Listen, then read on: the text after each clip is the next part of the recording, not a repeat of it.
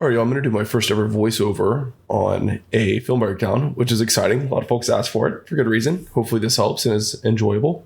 So, I said I wanted to cut down on the number of plays that I'm doing in film breakdowns so I can, have a better quality of breakdown for each play.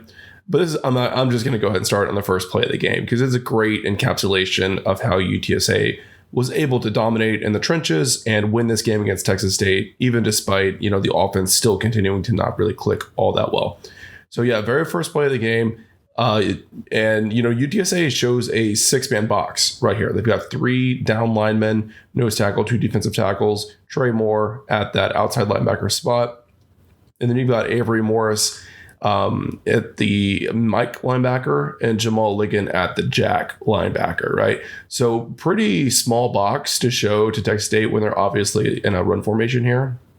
They've got 3 out wide, trips on the right, and 1 single receiver on the left with an H-back and a running back in the backfield. So Texas State definitely has a number advantage here. They've got the 5 offensive linemen.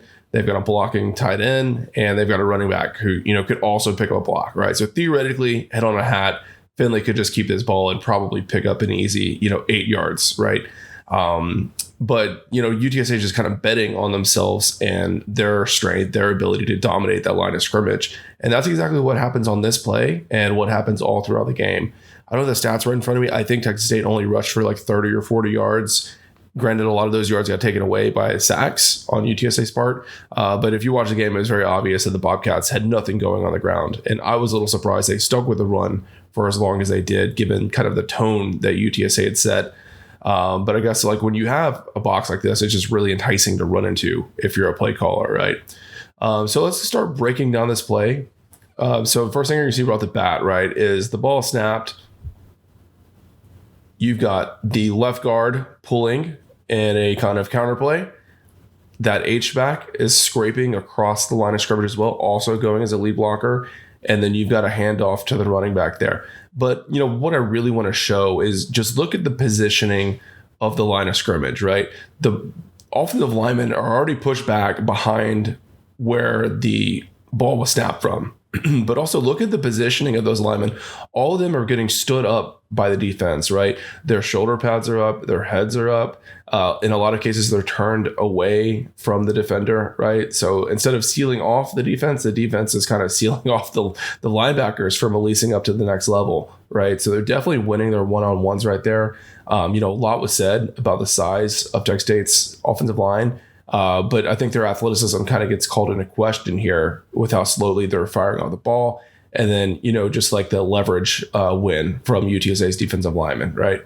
And, even Trey Moore, he's not a huge outside linebacker and he just destroys Texas State's left tackle, who is, I think, their best lineman.